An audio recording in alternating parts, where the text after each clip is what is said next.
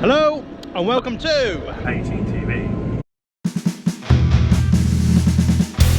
We today are racing to pick up the 5 fields to finish block 4 whilst it's currently still dry because there's cloud cover coming in and we don't want it to get wet because it's actually not looking too bad. So as I said in the episode 4 of it all getting tedded, we have tedded it 5 times in 48 hours to get dry enough, which is what we call force drying, because we're making it, well we're just pushing it, we're pushing the machine through it, we're moving it to get it to dry. After all day yesterday turning the grass, this is what has happened.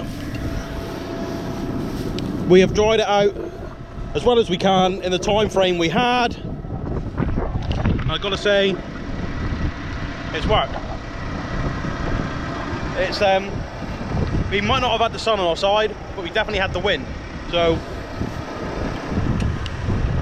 it's dried out lovely. We turned it 5 times, and it's been, well, we had a heavy dew on it this morning, which we couldn't go as early as we would have liked. We would have liked to have been baling by 11. It's now about 2 o'clock.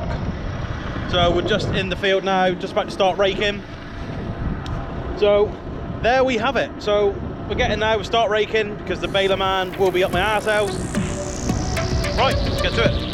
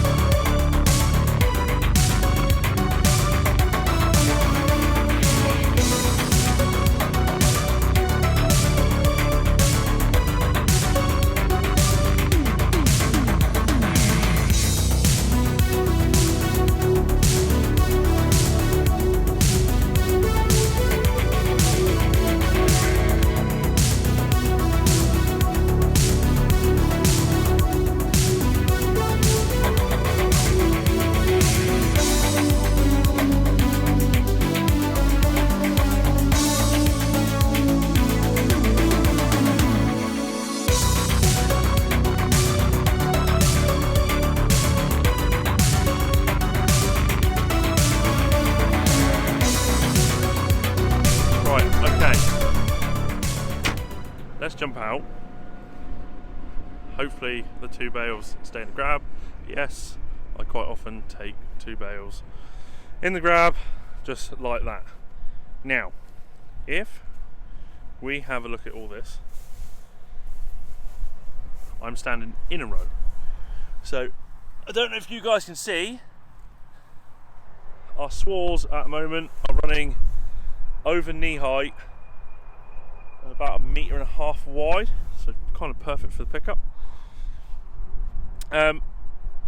Quantities, loads, so thumbs up on that. But on the whole, what we call force drying, which is, as I said before, you know, I'm just going to go to a random part of this row. Tedding 5 times in 48 hours to like really keep the grass moving, keep turning it over, keep letting wind get through that top layer, because wind doesn't penetrate deep quite like a nice hot sun does. But if you can hear that, it's about 16-17%, hopefully. Have we got a way of testing? No, we don't. I have for a long time been thinking of getting a moisture probe, but haven't yet. But force drying working? Yes, it is. But massively helping us get rid of these 5 fields in this side of the farm, so we can go to the other side of the farm and just concentrate on it. As you see, his raw shortness is flying up towards us at a rate of knots, and I'm now currently in the way because Charlie is trying to come out through the gates whilst he's loaded up.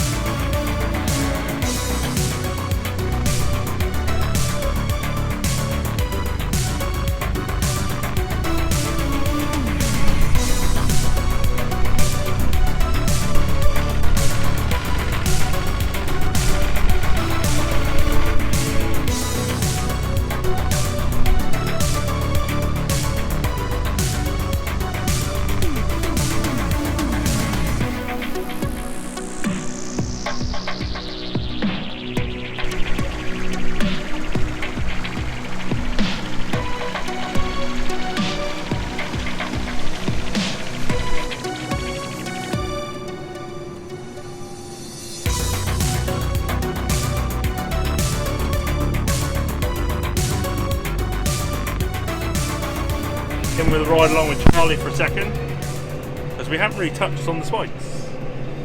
How do you like your job? Yeah, it's fun. Back and forth, back and forth. Back and forth, back and forth. A lot of you silage boys, you trailer boys will know that. What are we doing now? We are getting this bale and tearing it up with another bale in the field, so I can pick them up in pairs on a spike.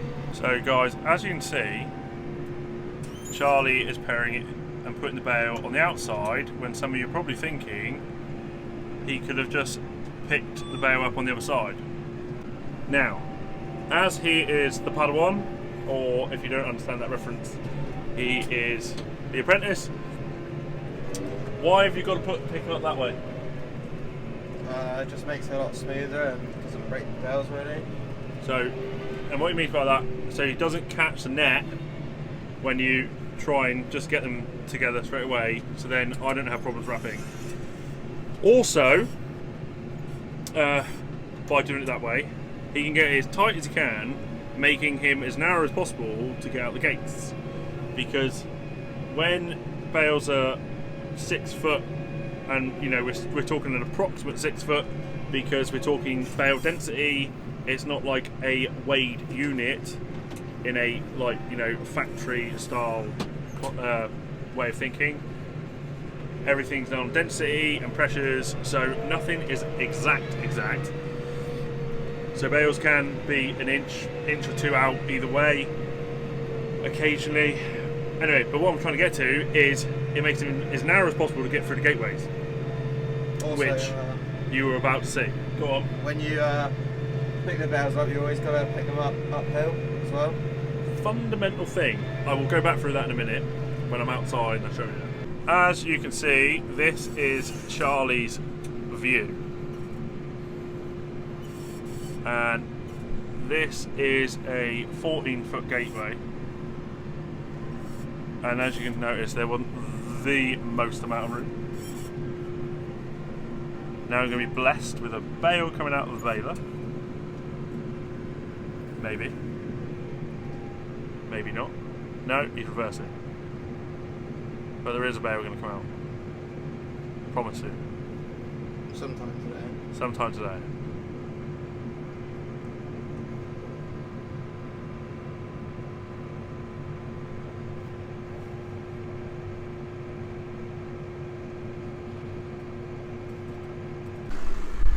Now, what we mean by picking bales uphill all the time. So I'm holding the camera level, which gives you the idea of the slant on the field, which is sort of running downwards that way. Now, there he is pairing them up. If I come back into shop, this was not fundamentally taught to me. This guy from Cornwall that sold us our first set of bale spikes that were like a homemade jobby, or the blue ones that Adam quite often in. Oh, I'm about to get run down. It's all going off here. Right, he's going that way. Hopefully you can all hear me. Anyway, the guy that we bought the blue spikes off, he said always make sure you pick your bales up going uphill. Now, this is one of those things that is like kind of a bit unexplainable. If you pick up your bales downhill, for some reason, the way the spike goes into the bale, it always seems to sag and drift and then try and fall off. If you pick your bale up on the uphill, going up into it, the bale pulls up and sits on the spikes nicely every single time. Now, if you've got a front end loader and you can crowd, it doesn't matter to you. If you're working rigid spikes like this and on the front, it matters massively. Okay? And those green spikes there on the front of the T6 at the moment are crap, as I've said a million times before. Okay? They're just the number one spike for trying to drop bales off. But if you pick up the way I've just explained every time, which I've tried so many times to do it the other way, they just want to fall off. Not they don't always fall off, but they always lean away, or they just cause a problem. Pick them up going up the slope, never a problem. But if there's ways you do it, leave a comment below. Just something I thought we should share that I've learned through my little life.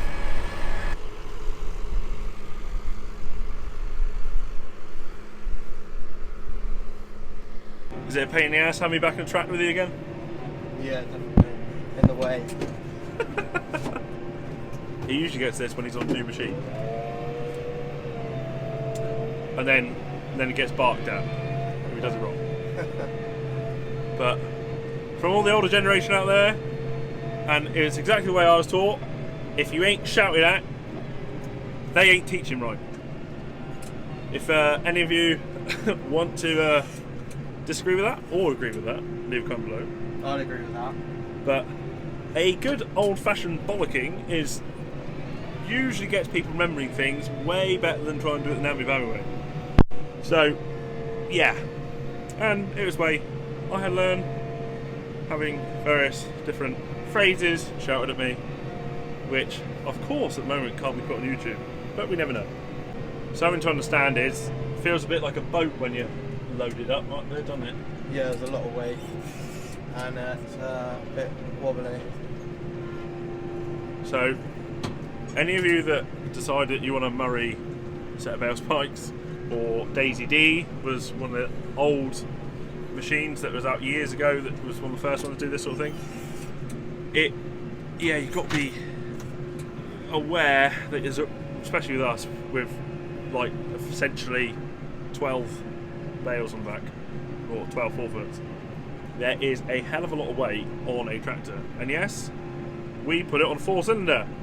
Why put it on a 4-cylinder? Because it makes it more manoeuvrable. If you had this on the back on a great big 6 down where we're trying to farm, well, Charlie wouldn't be able to get out most of the gateways.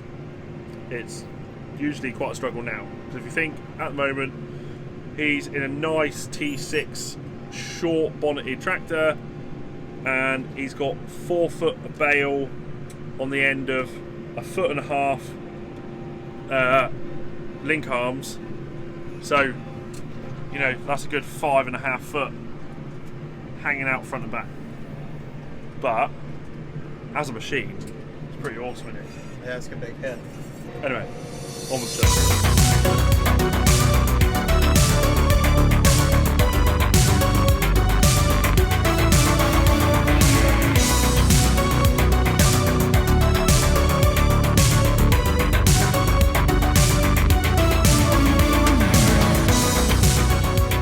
Okay, so update how we're getting on.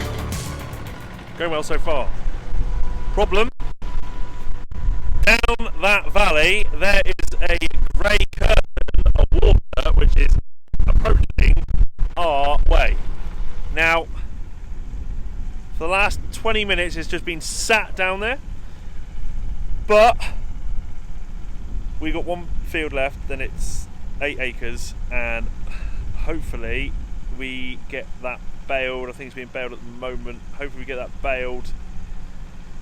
Once they're in their bale, they're kind of safe, because round bales will go on top and then wash around the sides, don't sink in like a square bale. So we're going to have to get a bit of a push on.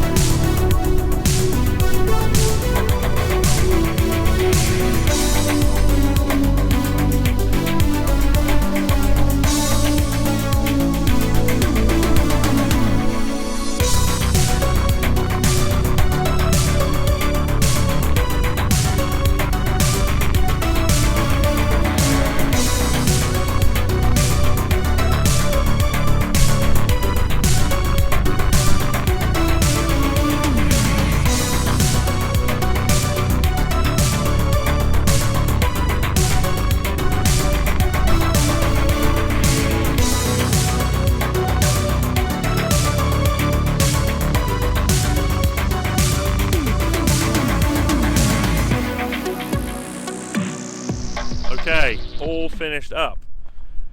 It's just ever so slightly starting to sort of spit here with little drops of rain. As you can see, that's the stack we've just done. Both stacks are 35 acres, and the stack we've just done is 4 bales more than that stack, which ain't bad, really. All the water is, I don't know if you can see it there, background, that hazy area there. Dartmoor is gone grey and bleak, which isn't great to look at, but all in all, done before the rain. Yes, it's got a bit cold. I've had to go for a hoodie because it has got massively chilly. Those are the wind haters out there, all of you. If it's windy on the mic today, sorry, can't control Mother Nature. She is what she is, and we all know what women are like. Those of you ladies that are watching, I don't mean that. I'm sure you're all absolutely lovely all of the time. Anyway, thank you guys massively for watching. Hope you enjoyed it. Hope you're still all enjoying the show. If you want to see see any more of the pair of us, myself and more so his raw shorteners, you can follow us on Instagram, Snapchat, Twitter and Facebook as the Hay Team. Just look it up, you're pretty much going to find it, or Hay Team TV rather, forgetting bits. And if you'd like to click this little area here, that would be fantastic. But until next time, thank you very much for watching. See you in the next one.